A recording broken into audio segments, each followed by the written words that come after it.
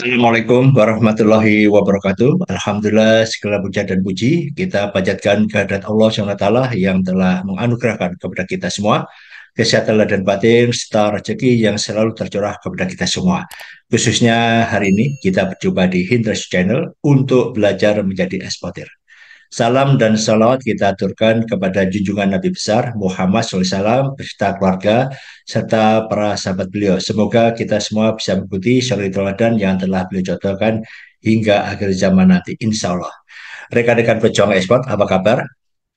Saya mendapatkan cuplikan yang masuk ke WhatsApp saya berita tentang barang-barang masuk impor. Nah, sebaiknya kita dengar, kita lihat apa yang disampaikan oleh Pak Beni ya sebagai ketua atau kepala Badan Pelindungan Pekerja Imigran Indonesia, Pak Beni. Mari kita simak videonya.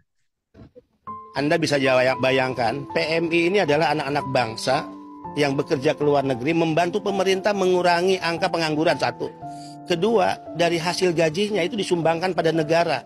Mereka ini penyumbang devisa terbesar kedua pada negara ini setelah sektor migas, 159,6 triliun disumbangkan PMI kepada negara ini. Jadi dolim dan jahat negara ini jika negara mengeluarkan aturan yang menyengsarakan mereka. Kita lihat bagaimana makanan dikirim, bagaimana barang-barang pakaian, ya celana, baju, apapun dikirim oleh PMI dan itu dibeli ya dari uang yang ditabung bertahun-tahun dari hasil keringat dan darah mereka bekerja di luar negeri. Untuk siapa? Untuk dikirim ke ibu bapaknya, kirim ke keluarganya, suaminya, istrinya, anaknya. Dan barang-barang itu karena aturan lartas tertahan. Dan dua resikonya, satu, dikembalikan ke negara di mana PMI bekerja, itu pun tidak mudah, ada proses dan biaya tinggi. Dan kedua, pemusnahan. Dolim nggak tuh negara? Orang membeli dengan hasil kerja bertahun-tahun, kemudian barangnya dimusnahkan. Ini jahat menurut saya. Lebih lanjut, Beni menilai peraturan Menteri Perdagangan sangat menyengsarakan rakyat, khususnya para pekerja migran. Beni menegaskan harusnya pemerintah hadir dengan mengeluarkan kebijakan relaksasi pajak, bukan membatasi jenis dan jumlah barang, baik bawaan dan kiriman dari para pahlawan devisa. Beni Ramdhani akan membawa masalah ini langsung ke Presiden dan Menteri Perdagangan Zulkifli Hasan agar dilakukan revisi Permendak tersebut. Karena semangat Permendak yang diharapkan BP2MI dan juga PMI sebenarnya adalah batas relaksasi pajak atau pembebasan biaya masuk barang milik pekerja migran Indonesia dan bukan pembatasan atau larangan terbatas atas barang milik pekerja migran Indonesia.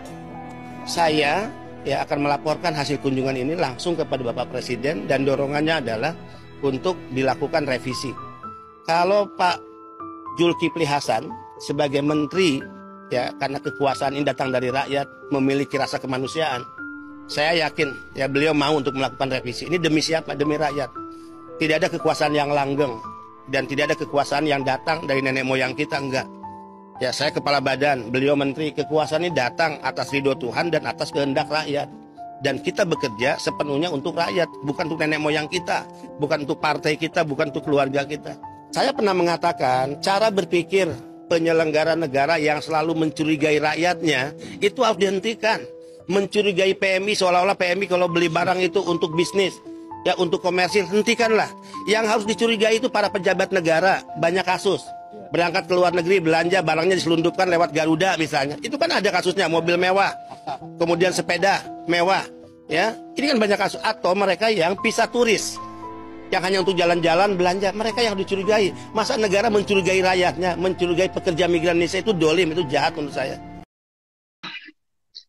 Ya, itu adalah cuplikan video dari Ketua Badan Pelindungan Pekerja Imigran Indonesia yang sidak mungkin atau mendapatkan laporan dari para pejuang devisa negara. Nah, ini patut dicermati ya. Semoga perjuangan ini bisa atau dari BP2MI bisa mengajukan revisi kepada pemerintah supaya eh, undang-undang itu juga ada perubahan ya.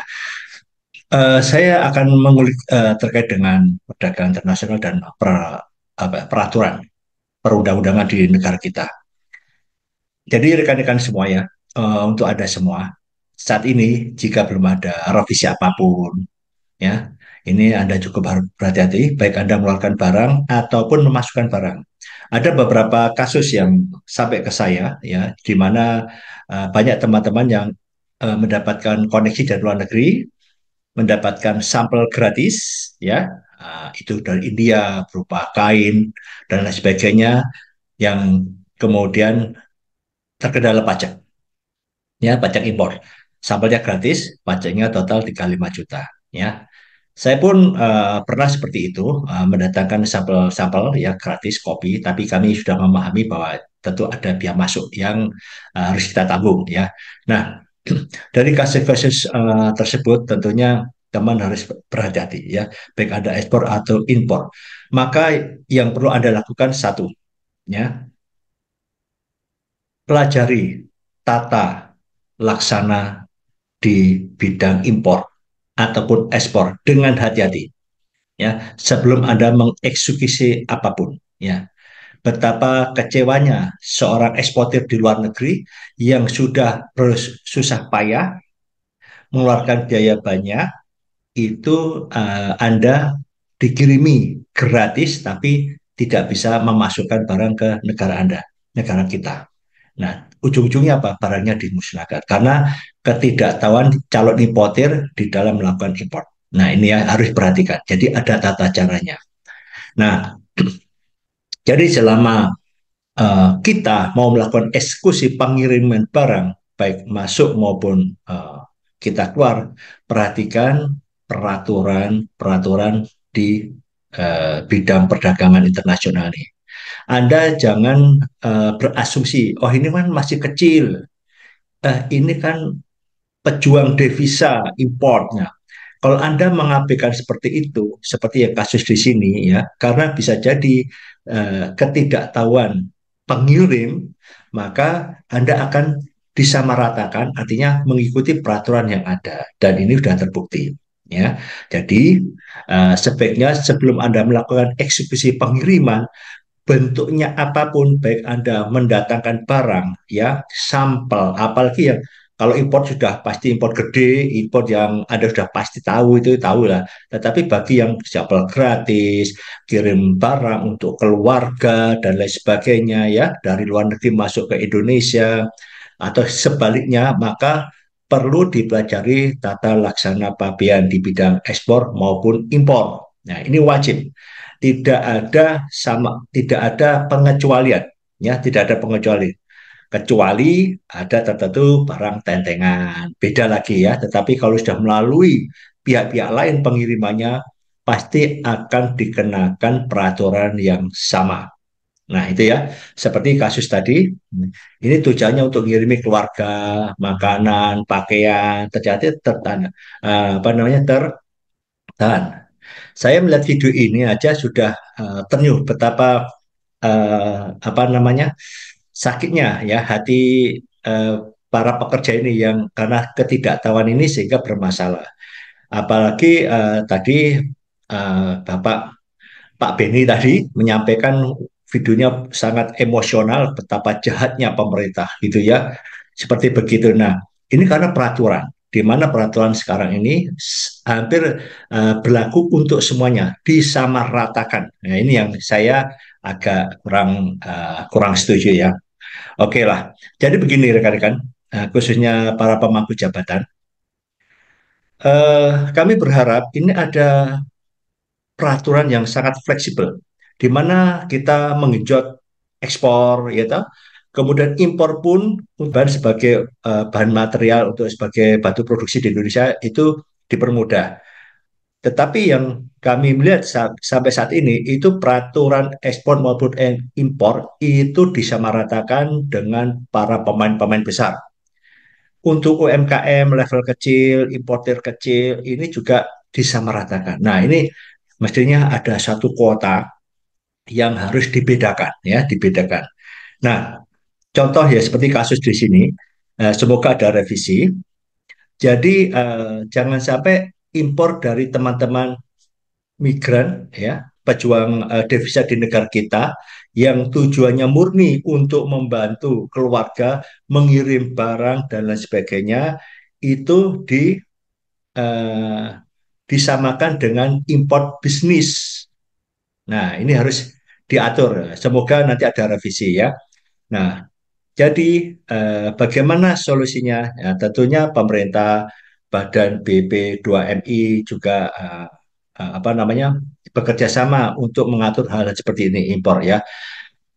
Di sisi lain tentu pemerintah juga khawatir kelonggaran-kelonggaran ini dimanfaatkan oleh pihak-pihak tertentu yang memang pebisnis sehingga memanfaatkan tenaga migran di sana. Nah, ini kan juga ada ya. Jadi dikhawatirkan ada pihak-pihak tertentu memanfaatkan sehingga fasilitas ini yang sebetulnya digunakan oleh teman-teman dari pejuang devisa Indonesia, ya migran pekerja migran Indonesia itu disalahgunakan oleh pebisnis untuk bisnis memasukkan. Nah, ini harus hati-hati. Jadi ini harus duduk bersama, ya membahas bagaimana satu solusinya mungkin, ya mungkin untuk ada melibatkan perwadak kita di luar negeri, ya ada ITPC, ada atas perdagangan. Kalau nggak ada kedutaan. Ya, bagi teman-teman migran yang ingin mengirim barangnya pada keluarga di Indonesia harus ada rekomendasi. Seperti barang-barang diplomat. Itu kan ada yang biaya masuk, biaya masuknya dikurangi. Nah, ini juga begitu. Jadi ada rekomendasi dari pihak perwakilan kita, perwakilan pedagang kita di luar negeri. Ya, minta rekomendasi bahwa ini adalah barang-barang kiriman murni, tidak untuk diperdagangkan. Ya, yang kedua bisa jadi ada batasan kuota, ya, supaya tidak disinyalir ini untuk dijual kembali. Jadi ada batasan kuota yang bisa direkomendasi. Nah, ini usulan saya. Jadi kalau nanti dari BP2MI nanti mengadakan meeting bersama dengan Kementerian Perdagangan, maka salah satunya adalah melibatkan pihak ITPC ada atau kedutaan. Ya, ketika mengirim harus ada rekomendasi dari lembaga tersebut.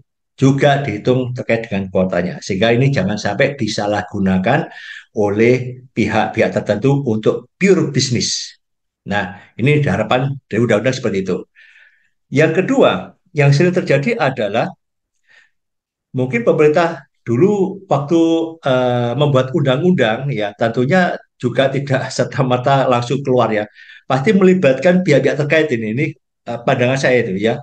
Baik itu melibatkan lembaga yang terkait ataupun perwakilan kita yang di DPR dan itu. Nah, mohon Bapak-bapak, Ibu-ibu yang perwakilan kita tolong bersuara, pelajari betul-betul dampaknya, manfaatnya, dan sebagainya. Jangan hanya yes, yes, yes, yes, tok. Nah, begitu jadi peraturan begini, ya, begini akibatnya. Jadi, artinya baru setelah terjadi baru rame itu Indonesia, ya baru rame. Tapi ketika menggodok suatu perundang-undangan atau peraturan yang sudah melihatkan pihak-pihak, mereka hanya yes, yes, yes. Semoga pikiran saya salah ya. Sehingga nanti ketika sudah tergodok itu sudah mewakili semua. Jangan sampai di sini setelah ada kasus begini muncul satu isu bahwa loh kita dulu bikin begini kan sudah ada melibatkan Anda, dulu kok diam saja. Nah, kita tidak ingin seperti itu. Sehingga Anda sebagai wakil kami betul-betul bersuara ketika membahas tentang undang-undang yang terkait dengan kepentingan rakyat ya. Dan khususnya saat ini kita bahas adalah terkait dengan pekerja migran Indonesia yang ingin kirim barangnya ke keluarganya atau membawa barangnya. Banyak teman-teman pekerja migran itu juga tidak memahami tata aturannya. Maka perlu dilakukan sosialisasi seluas-luasnya terkait metode pengiriman. Jangan sampai terjadi seperti ini. Semoga kondisi ini di tahun depan ya di pemerintahan yang baru bisa lebih baik lagi. Ya, ya jangan membahas masalah yang saat ini kan masih saya lihat di situ kan makan gratis ya. Seperti ini juga harus diperhatikan ya terkait perdagangan-perdagangan ya. Jadi semoga ini harus segera diselesaikan dibuat peraturan yang lebih humanis untuk pelaku usaha di Indonesia, termasuk pekerja migran Indonesia yang ingin memberikan sesuatu kepada keluarganya di Indonesia. Demikian sedikit yang saya sampaikan. Semoga ini memberikan manfaat informasi kepada teman-teman semua dalam bertransaksi internasional agar lebih berhati-hati. Tetap semangat. Ayo ekspor. Subhanakallahumma wa bihamdika asyhadu alla ilaha anta astaghfiruka wa atubu ilaik. Wassalamualaikum warahmatullahi wabarakatuh.